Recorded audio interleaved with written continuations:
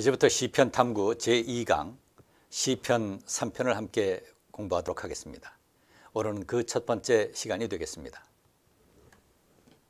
우선 시편 3편의 내용적 구조를 살펴보겠습니다. 이 시편은 크게 세 개의 소단락으로 구별됩니다. 그리고 각 단락은 하나님의 이름 아도나이 여호와로 시작되는 수사학적 면모와 그리고 각 단락의 내용적 기준으로 우리가 다음과 같이 구별할 수 있겠습니다. 우선 1, 2절에서는 시인의 고난의 상황에 관해서 서술하고 있고요. 그 다음에 3절에서 6절 여기서는 하나님에 대한 신뢰와 믿음을 고백하고 있습니다. 그리고 7절에서 8절 여기서는 곤궁에 처해져 있는 이 시인이 하나님께 구원과 강복을 간구하는 내용을 담고 있습니다. 이 시편의 구조적 특징은 이제 나중에 다시 한번 살펴보도록 하겠습니다. 우선 본문을 함께 읽도록 하겠습니다. 개역성경부터 읽겠습니다. 시편 3편 1절입니다. 여호와여 나의 대적이 어찌 그리 많은지요. 일어나 나를 치는 자가 많으니이다. 많은 사람이 나를 대적하여 말하기를 그는 하나님께 구원을 받지 못한다 하나이다. 여호와여 주는 나의 방패시요 나의 영광이시요 나의 머리를 드시는 자이시니이다. 내가 나의 목소리로 여호와께 부르짖으니 그의 성산에서 응답하시는도다. 내가 누워 자고 깨었으니 여호와께서 나를 붙드심이로다. 천만인이 나를 에워싸 진친다 하여도 나는 두려워하지 아니하리이다. 여호와여 일어나소서. 나의 하나님이여 나를 구원하소서.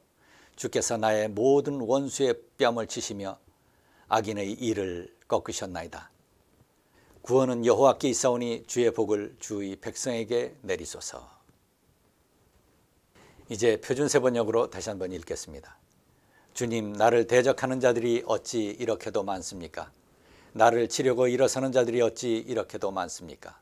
나를 빗대어 하나님도 너를 돕지 않는다 하고 빈정대는 자들이 어찌 이렇게도 많습니까? 우선 1, 2절에서 이 시인이 하나님께 탄식하는 내용이 나옵니다. 그리고 이제 3절에서 6절 보시면 그러나 주님은 나를 에워싸주는 방패, 나의 영광, 나의 머리를 들게 하시는 분이시니 내가 주님을 바라보며 소리 높여 부르짖을 때 주님께서는 그 거룩한 산에서 응답하여 주십니다. 내가 누워 고나게 잠들어 또다시 깨어나게 되는 것은 주님께서 나를 붙들어 주시기 때문입니다. 나를 대적하여 사방에 진을 친 자들이 천만 대군이라 하여도 나는 두려워하지 않으렵니다. 여기까지가 이제 중간부, 본론부에 해당됩니다. 여기서 시인이 이런 곤경의 상황 속에서도 하나님께 신앙을 고백하는 신앙 고백의 내용이 나옵니다. 그리고 이제 7절, 8절 보시면 여기서 하나님께 구원과 복을 간구하는 내용이 언급됩니다. 7절 보시겠습니다. 주님 일어나십시오. 나의 하나님 이 몸을 구원해 주십시오. 주님께서 내 원수들이 뺨을 치시고 악인들의 일을 부러뜨리셨습니다. 구원은 주님께만 있습니다. 주님의 백성에게 복을 내려 주십시오. 이렇게 되어 있습니다. 우선 시편 외적 요소들에 관해서 설명할 필요가 있겠습니다. 표제어와 셀라에 관해서 먼저 다루도록 하겠습니다. 표제어는 이스라엘 역사 후기, 특별히 제2성전 시기 후기에 본래의 시편에 첨가된 서기관의 해석이다 이렇게 볼 수 있겠습니다. 이것을 첨가한 사람들에 관해서 우리가 구체적으로 알 수 없습니다. 그러나 이 첨가의 고대성이라고 하는 차원에서 시편 해석에서 우리가 참고할 수 있는 내용이다 이렇게 얘기할 수 있겠습니다. 그리고 이것의 정경성에 관해서는 학자들에 따라서 견해를 달리합니다. 표제어의 내용에는 불분명한 요소가 있다라고 하는 것도 사실입니다. 그러나 이스라엘의 신앙적 전통의 일부라고 하는 차원에서 존중되어야 할 것입니다.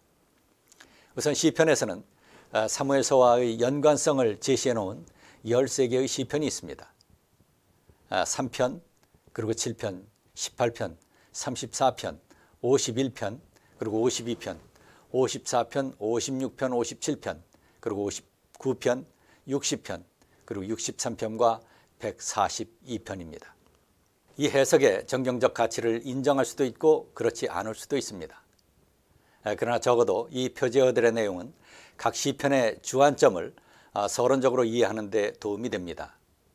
따라서 이 서기관들의 본문 이해를 우리의 본문 해석의 출발점으로 사용하는 것은 유익하다고 생각됩니다. 예화적 차원에서 이해하는 것도 도움이 될 수 있습니다. 그러나 어떤 경우든 이러한 이해를 본문 해석의 출발점으로 하되 인생사의 보편적 면모를 천착하는 것이 더 중요합니다. 그리고 본문 자체에서 하나님의 진리를 찾아내는 것이 시편 해석의 본질이라고 할 수 있습니다. 이러한 표제의 관점을 해석에 적용하는 것은 각각의 시편의 고유한 내용을 충분히 검토한 다음에 수행해야 하는 사안이다, 이렇게 볼 수 있습니다. 그리고 시편 해석 또는 설교가 사무엘서의 설교가 되지 않도록 주의할 필요가 있다고 하는 사실도 또한 우리가 유념해야 되는 사안이다, 이렇게 얘기할 수 있습니다. 그리고 셀라라고 하는 표현과 관련해서 역시 다양한 견해가 있습니다. 그러나 이것을 시편이 낭송될 때 행했던 제의적 행동 또는 발설을 나타낸다라고 보는 것이 일반적 견해입니다. 이것은 이제 구약성경 전체에 총 74회 나타납니다. 그 중에서 71회 71번이 시편에서 나오고 3번이 하박국에서 나옵니다. 그리고 대부분 시편의 첫 권, 시편 1권에서 3권에 나옵니다. 이것의 기원은 페르시아 시대 후기까지 거슬러 올라간다, 이렇게 볼 수 있습니다.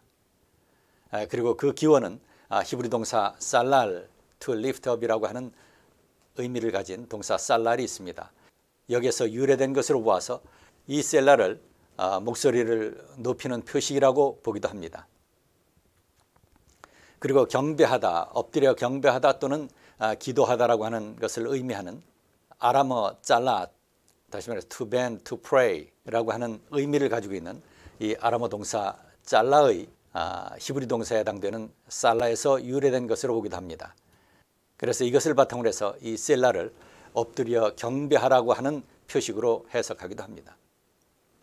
그리고 70인역에서는 디아 살마로 표기되어 있는데 이것은 이제 간주를 표기하는 것으로 해석되는 말입니다. 이와 같이 셀라의 정확한 의미에 관해서는 아직 통일된 견해는 없습니다. 그러나 이것은 성경 해석에 있어서 거의 아무런 영향을 끼치지 않는다라고 하는 점도 또한 사실로 보아야 합니다. 시편 3편의 표제어는 사무엘서에 언급되어 있는 다윗의 상황, 곧 다윗이 압살롬에게 쫓기는 상황에서 지어진 시라고 언급하고 있습니다. 이것은 이 시를 시편에 수록하거나 또는 편집한 서기관의 이해에 해당됩니다. 그리고 이 표제에 나타난 이와 같은 고대의 성경 이해를 성경 본문 해석의 출발점으로 참고할 수가 있습니다. 그리고 이 서기관의 해석과 본문 사이에 내용적으로 맥이 통하기도 합니다. 그러나 다윗의 삶의 이 시편의 내용을 직접 적용하는 것이 본문을 깊이 있게 이해하는 데 반드시 도움이 된다라고 단정할 수는 없습니다. 오히려 본문의 이해를 제대로 파악하는 데 방해가 될 수도 있습니다. 이 시편에서 시인은 자신이 당하는 적들의 조롱에 대해서 탄식하며 하나님께 그들을 징벌해 주십사 하는 간구를 하게 됩니다. 이 주인공을 다윗으로 한정하여 해석할 경우 이 시편에서의 탄식과 간구가 과연 바세바와 불륜을 저지르고 그녀의 남편이며 또 자신의 충성스러운 신하인 우리아를 전쟁터로 보내 죽게 한 패악무도한 죄를 지은 다윗이 말할 수 있는 그러한 내용인가? 오히려 다윗이 진정으로 회개한 사람이라면 좀 더 겸허한 언행을 해야 하지 않을까라고 이렇게 반문할 수도 있겠습니다.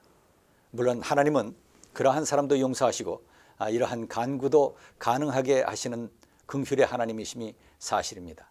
그러나 이 시를 다윗의 탄식과 간구로 보는 것이 자칫 다윗을 지나치게 미워하거나 또는 다윗에게 맞지 않는 옷을 입히는 것 같다는 인상을 줄 수도 있습니다. 오히려 이 시편의 내용적 격을 떨어뜨리는 결과를 초래할 수도 있습니다. 하나님은 원칙 없이 다스리는 분이 아니신가라고 하는 의구심을 들게도 할 수 있습니다. 자, 그리고 또한 이러한 조롱과 비웃음의 대상이 되는 이유도 여러 가지 있을 수 있습니다. 그리고 재앙을 입었을 때 사람들에게 조롱의 대상이 되는 모습은 흔히 볼 수 있는 우리 삶의 보편적 현상이다 이렇게 볼 수도 있습니다. 이러한 사실들을 주지하면서 바로 이러한 인간사의 보편적 모습 속에서 우리가 가져야 할 참다운 신앙 고백과 그리고 하나님의 은혜에 초점을 맞추는 것이 더 나을 수 있습니다. 본 강의에서는 이 후자의 관점에서 본문 해석을 시도하고자 합니다. 우선 시편 3편 1, 2절을 함께 보시겠습니다. 주님, 나를 대적하는 자들이 어찌 이렇게도 많습니까? 나를 치려고 일어서는 자들이 어찌 이렇게도 많습니까? 나를 빗대어 하나님도 너를 돕지 않는다 하고 빈정대는 자들이 어찌 이렇게도 많습니까? 여기서 시인이 겪는 고통은 두 가지 차원입니다. 적들이 그를 치려고 일어난다라고 하는 사실과 하나님도 그를 돕지 않는다는 그를 향한 적대적인 조롱입니다. 여기서 시인이 죄를 지었던 사람일 수도 있고 특별한 죄과 없이 불행한 재난을 겪는 상태에 있는 사람일 수도 있습니다. 성경은 그 이유를 정확히 밝히고 있지 않습니다. 실제 파렴치한 죄를 지은 다윗과 같은 사례도 그 중에 하나일 수 있습니다. 그러나 그렇지 않은 경우에 해당될 수도 있습니다. 어쨌든 시인은 대적자들의 조롱을 받고 있는 상황입니다. 그리고 예언자들도 그리고 욥도 이러한 상황에 처해져 있었음을 우리는 익히 알고 있습니다. 아모스 7장에서 아모스는 베델에서 쫓겨나는 상황에 이르게 됩니다. 북왕국 이스라엘의 제사장 아마샤는 그를 죄인 취급하게 됩니다. 그리고 너희 땅에 가서 밥을 빌어 먹으라고 이렇게 말합니다. 그리고 예레미야도 수많은 박해 속에서 하나님의 말씀을 선포합니다. 그리고 이렇게 탄식하기도 합니다. 예레미야 15장 10절 말씀을 보시면 어머니 원통합니다. 왜 나를 낳으셨습니까? 온 세상이 다 나에게 시비를 걸어오고 싸움을 걸어옵니다. 나는 아무에게도 빚을 진 일도 없고 빚을 준 일도 없는데 모든 사람이 다 나를 저주합니다. 그리고 예레미야는 고향 땅에서 배척을 받아서 죽음에 몰리기도 합니다. 그리고 예레미야 26장에서는 예레미야가 성전 설교를 한 다음 죽음의 위협과 위기에 몰리기도 합니다. 그리고 이사야 53장에서는 고난받는 종에 관한 하나님의 말씀을 읽을 수가 있습니다. 욥도 이러한 체험을 한 사람입니다. 그는 재산과 자식을 모두 잃고 친구들마저도 그가 욥인지 알아볼 수 없을 정도의 종기가 온 몸을 덮은 그런 상황을 체험하게 됩니다. 그리고 친구들의 질타와 조롱을 받기도 합니다. 우리가 알지 못하는 이러한 상황 속에서 시인은 하나님께 탄식하며 도움을 간구하고 있는 것입니다. 우선 서두에서 이렇게 탄식합니다. 1, 2절을 다시 한번 보겠습니다. 주님, 나를 대적하는 자들이 어찌 이렇게도 많습니까? 나를 치려고 일어서는 자들이 어찌 이렇게도 많습니까? 나를 빗대어 하나님도 너를 돕지 않는다 하고 빈정대는 자들이 어찌 이렇게도 많습니까? 여기서의 핵심어로 대적자들, 짜라이, 카밈, 알라이 이러한 표현들이 언급되고 있습니다. 그리고 돕지 않는다라고 이렇게 번역된 히브리어 엔 예슈아타라고 하는 표현이 나오는데 여기서 예슈아타라고 하는 말은 구원하다라고 하는 의미를 가진 동사 야샤에서 파생된 명사입니다. 그리고 이제 이 서론부의 대칭구에 해당되는 결어부를 잠깐 보겠습니다. 7절과 8절을 보면 다음과 같습니다. 이제 이 결어부를 표준세 번역으로 읽습니다. 7절, 주님 일어나십시오. 나의 하나님, 이 몸을 구원해 주십시오. 여기서 구원해 주십시오라고 하는 말이 호슈에니라고 하는 표현이 나옵니다. 이것은 역시 마찬가지로 야샤라고 하는 동사의 파생어입니다. 주님께서 내 모든 원수들의 뺨을 치시고 악인들의 일을 부러뜨리셨습니다. 여기서 내 모든 원수들 오예바이라고 하는 표현이 나오고요. 악인들 레샤임이라고 하는 표현이 여기서 나타납니다. 그 다음에 이제 8절을 보시게 되면 구원은 하나님께만 있습니다. 예슈아라고 하는 표현이 나오고요. 아까 테슈아와 동일한 의미를 가진 말입니다. 주님의 백성에게 복을 내려 주십시오. 이렇게 간구합니다. 7절에서 시인들의 적 오예바이가 언급되고 또 구원을 간구합니다. 여기서 언급한 대로 1절에서 언급된 구원, 예슈아타 또는 야샤, 이 단어의 또 다른 형태인 예슈아타가 여기 8절에서 다시 나오는 것을 볼 수가 있습니다. 그래서 이것을 정리하면 우선 서론부 1절 대적하는 자들 짜라이 카밈 엘라이 이 표현이 나오고요. 그 다음에 2절 보시면 구원을 못 받는 자 엔 예슈아타, 여기서 예슈아타라고 하는 표현, 다시 말해서 야슈아에서 파생된 표현이 나옵니다. 그 다음에 이제 이것과 병행을 이루고 있는 마지막 결론부 7절과 8절의 내용을 보시면 대적자 오예바이 레샤임 이렇게 언급되고, 그 다음에 이제 구원을 간구하는 내용이 나옵니다. 그래서 호슈에니 이렇게 나오고요. 그 다음에 8절 보시면 예슈아, 위에 2절의 예슈아타의 병행어에 해당된다 이렇게 얘기할 수 있습니다. 자, 이와 같이 이 말미에서 서론부에서 언급된 적들이 다시 언급되고요. 이 적들이 하나님도 너를 돕지 않는다 하고 이렇게 부정했던 이제 하나님의 구원 예슈아타가 대칭적으로 다시 언급됩니다. 그리고 여기서 이 대칭적 병행을 통해서 비록 적들이 시인의 구원을 부정하지만 하나님께서 이 모든 것을 채워주시고 또 허락해 주실 것이다라고 하는 사실을 강조합니다.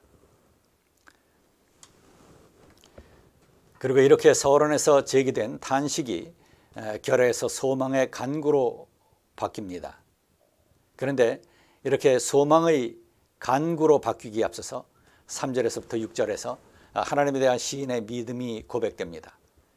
하나님은 나의 방패시요 나의 영광이요 나의 머리를 드시는 분이시다 라고 하는 사실을 고백하고 있는 것을 볼 수가 있습니다.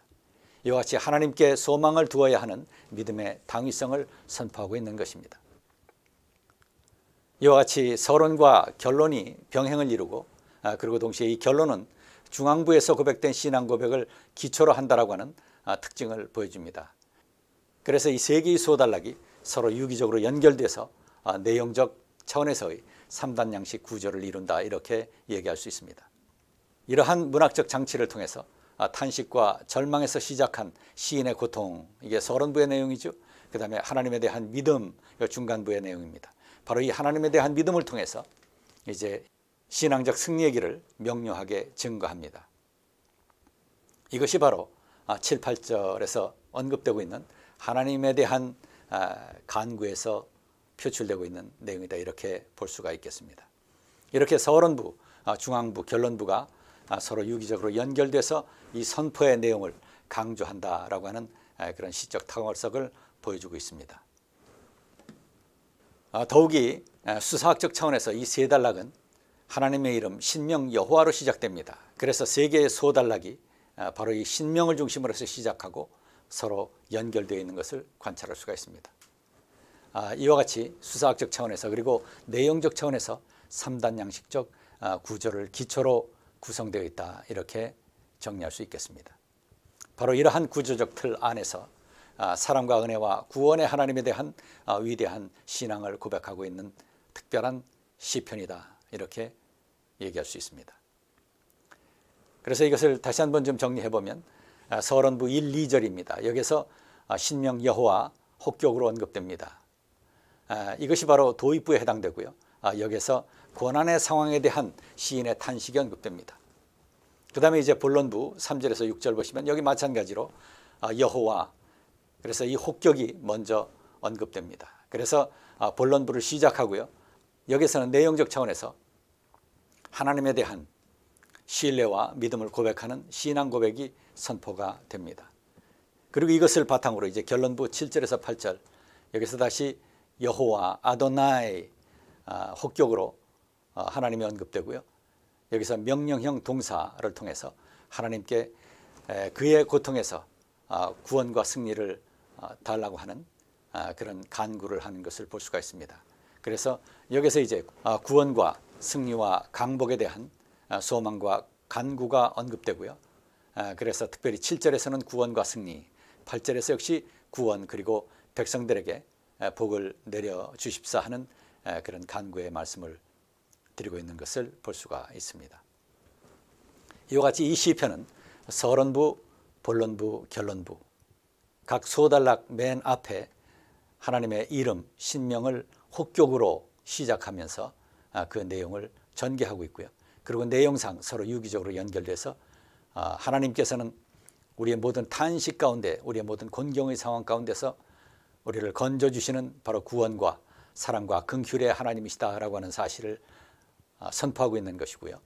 그리고 동시에 그 하나님께서는 우리가 그 하나님을 믿고 고백하는 것, 하나님에 대한 절대적인 신뢰를 갖는 것, 이것이 하나님께서 우리들에게 원하시는 신앙인의 바른 자세다라고 하는 것을 선포하고 있습니다.